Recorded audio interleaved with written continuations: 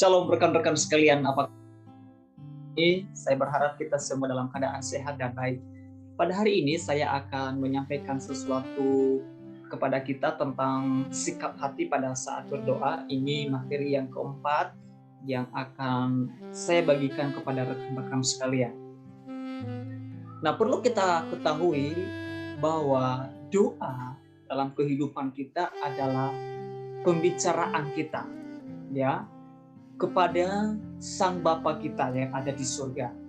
Jadi ketika saya dan saudara berdoa di mana saja, kapan saja, karena doa itu tidak dibatasi oleh ruang dan waktu atau tempat, ya, kita bisa saja berdoa. Dan itu kita sedang berkomunikasi atau sedang berdialog, ya, atau kita sedang berbicara kepada Bapa kita di surga. Melalui kata-kata kita, ucapan syukur kita, dan juga melalui suara hati kita. Jadi ketika kita datang dan berdoa meminta kepada Bapa, kita membawa atau kita menyampaikan sebuah isi hati kita, ya, sebuah kerinduan hati kita. Dan kita sedang melakukan pembicaraan kepada Dia, kepada Bapa, karena Tuhan itu sifatnya Dia suka, Dia senang apabila kita sebagai ciptaannya datang menghampiri, berdoa dan meminta kepada Dia. Nah, jadi dalam hal ini kita harus pahami bahwa doa itu adalah pembicaraan kita antara anak dengan Bapa. Kemudian doa itu juga dipahami sebagai ucapan syukur, ya, artinya Tuhan sudah tolong, Tuhan sudah berkati kita, Tuhan sudah sertai hidup kita, bisa lewat apa yang kita terima, apa yang kita alami, apa yang kita rasakan dalam kehidupan kita, lalu kita harus, ya, bersyukur melalui doa kita kepada Dia. Karena kenapa? Karena setiap detik, setiap menit, setiap jam ada begitu banyak keajaiban dan pertolongan dan mujizat Tuhan yang kita alami, yang terjadi dalam kehidupan kita sebagai anak-anaknya. Maka kita harus datang bersyukur kepada Dia. Kemudian doa itu juga diartikan sebagai laporan. Nah, kenapa ini disebut sebagai laporan? Karena kita akan sampaikan kepada Bapa, ya. Kita akan laporkan kepada Bapa apa yang menjadi kerinduan kita, ya.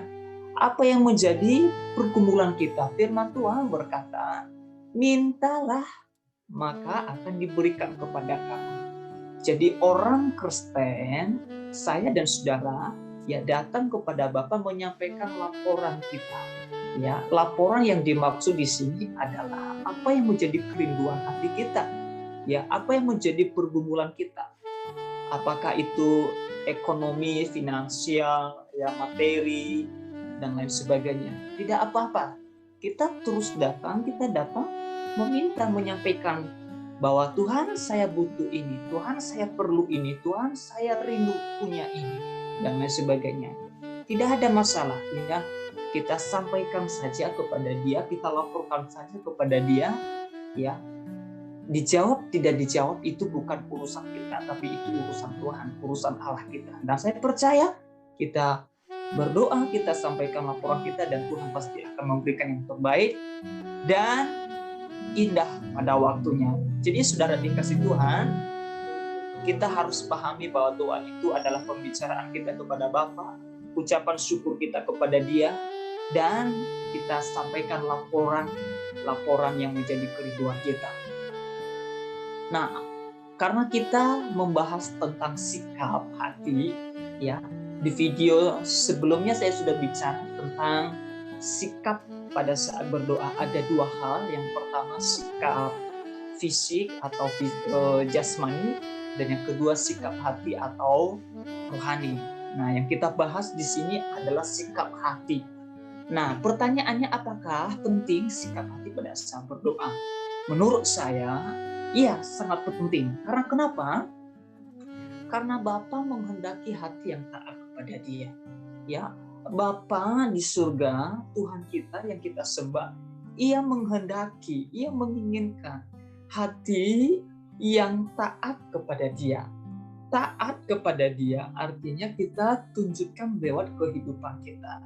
Ya, bagaimana hati kita ini yang disebut sebagai pusat kehidupan ataupun disebut dengan terpancarnya kehidupan, maka kita harus taat tunduk pada Dia, ya, pada kebenarannya, pada firman-Nya, ya. Kenapa? Karena Tuhan itu melihat hati, ya.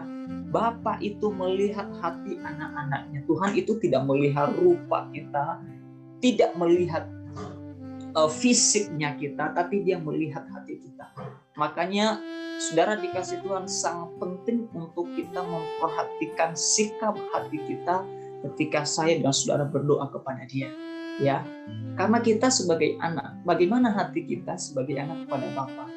Ya, tentu hati kita adalah hati yang sangat mengasihi, hati yang sangat-sangat rindu akan Dia, ya. Kemudian karena hati kita ini tempat kediaman Bapa, ya. Hati kita ini adalah tempat kediamannya Bapa, tempat di mana Allah hadir, tempat di mana Allah ada. Makanya kita harus jaga sikap hati kita, kita jaga hati kita dengan baik, dengan benar, dengan firman-Nya, supaya memang hati kita ini ada Allah, ya, ada Tuhan di dalamnya. Jangan sampai hati kita nodai, kita kotori dengan hal-hal duniawi, sehingga akhirnya hati kita tidak ditempati oleh Sang Bapa kita. Nah, jadi saudara dikasih Tuhan, penting sekali memahami sikap hati ketika kita berdoa, ya. Karena Bapa menghendaki hati yang taat. Bapa melihat hati, dan hati adalah tempat Bapa hadir. Oleh sebab itu saya percaya ketika kita berdoa, ya, hati kita taat, hati kita bersih, hati kita damai, pasti Tuhan juga senang mendengar, senang melihat setiap pergumulan, setiap kerinduan, setiap ucapan syukur, setiap laporan-laporan yang kita sampaikan kepada Bapa. Nah, seperti apa sikap hati yang diajarkan Alkitab pada saat berdoa? Nah, kita lihat, kita sudah bahas, ya, tentang berdoa dengan rendah hati, ya. Ini dia, ya, sikap hati dengan rendah hati. Kemudian saya sudah bahas juga di video sebelumnya tentang berdoa dengan sederhana seperti anak-anak. Nah, bagaimana anak-anak berdoa? Jadi boleh rekan-rekan lihat video. Dan yang ketiga, berdoa dengan roh dan kebenaran. Nah, karena Allah kita adalah Allah roh, maka kita harus berdoa di dalam roh dan kebenaran. Dan yang kita bahas sehari ini yang keempat adalah berdoa dengan penuh iman akan janji Tuhan. Nah, ini sikap hati kita. Ketika kita sampaikan doa-doa kita, sampaikan kerinduan kita kepada Dia, ya, berdoa dengan penuh iman akan janji Tuhan. Semua isi Alkitab kita dari Kejadian sampai Wahyu, ya, ada banyak janji-janji Allah. Ada banyak janji-janji Tuhan kepada kehidupan kita. Maka ketika kita berdoa sampaikan pergumulan kita, kita akan percayai itu. Kita aminin, kita yakini dengan apa?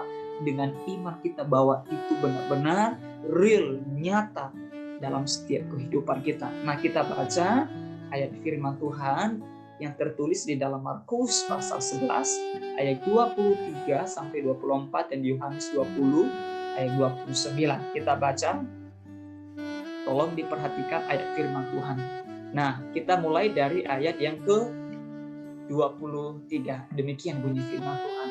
Aku berkata kepadamu, sesungguhnya barang siapa berkata kepada gunung ini, beranjaklah dan tercampaklah ke dalam laut, asal tidak bimbang hatinya, tapi percaya bahwa apa yang dikatakannya itu akan terjadi, maka hal itu akan terjadi baginya. Ayat 24. Karena itu aku berkata kepadamu, apa saja yang kamu minta dalam doa, kan percayalah bahwa kamu telah menerimanya, maka hal itu akan diberikan kepadamu. Kemudian Yohanes 20 ayat 29 berkata, kata Yesus kepadanya, karena engkau telah melihat aku, maka engkau percaya. Berbahagialah mereka yang tidak melihat, namun percaya. Nah, rekan-rekan sekalian, dari ketiga ayat yang sudah kita baca ini sangat menarik sekali. Ya, saya merenung, saya berpikir ini sebuah pernyataan Tuhan kepada kita ketika kita berdoa. Jadi kalau saya dan saudara berdoa kepada Tuhan, ya, maka sikap hati kita harus mempercayai, harus penuh dengan iman bahwa apa yang kita doakan akan dikabulkan oleh Tuhan. Ya, seperti yang Tuhan katakan, aku berkata kepadamu sesungguhnya, barang siapa berkata kepada gunung ini, ya, barang siapa berkata aku punya ini, aku butuh ini, ya, aku punya rumah, aku punya mobil, aku punya hikmat, aku punya urapan, aku punya kuasa, ya, lalu beranjaklah dan tercapailah kedua hal, asal tidak bimbang hatinya, tetapi percaya bahwa apa yang dikatakannya itu akan terjadi, maka hal itu akan terjadi baginya. Contohnya sederhananya begini, Bapak Ibu Saudara. Kalau saudara berkata aku punya mobil, misalnya contoh, lalu Anda harus percaya di dalam hati, jangan bimbang, jangan khawatir, jangan takut. Ya, apa yang kamu katakan, apa yang kamu sampaikan kepada Bapak, misalnya kamu punya mobil, kamu harus yakin, maka itu akan terjadi bagimu. Kamu harus yakin dengan hati kamu, dengan iman kamu bahwa itu akan nyata, terjadi, real dalam kehidupan kamu. Ini yang dimaksud di dalam ayat yang ke-23 ini. Ya, apa saja, ya, asalkan tidak bimbang. Begini, jadi ketika kita sampaikan isi hati kita, sampaikan pergumulan kita, sampaikan kerinduan kita kepada Tuhan, syaratnya apa? Jangan bimbang. Oke? Hati kita jangan bimbang. Itu yang pertama. Yang kedua, hati kita tetap percaya. Dan yang ketiga, apa yang kita minta itu sudah terjadi atas kehidupan kita. Lalu di dalam ayat 24 berkata, karena itu aku berkata kepada pasal yang kamu minta dalam doa, percaya. Ya, percaya dengan iman, maka engkau akan mendapatkan, menerima. Nah, ini sikap hati kita, ya. Ketika saya dan saudara berdoa, sikap hati kita adalah penuh dengan iman akan janji Tuhan. Saya percaya janji Tuhan yang dan amin bagi kita. Tuhan angkat kita menjadi kepala, bukan menjadi ekor. Ya. Tuhan promosikan kita menjadi orang yang hebat. Tuhan pakai kita menjadi orang yang dahsyat dan luar biasa. Asalkan kita percaya pada janji-janjinya.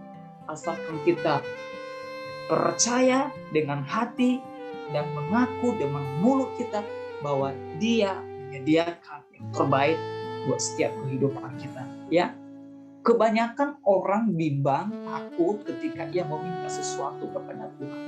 Ya, karena kenapa? Karena dia belum melihat secara kasamatanya.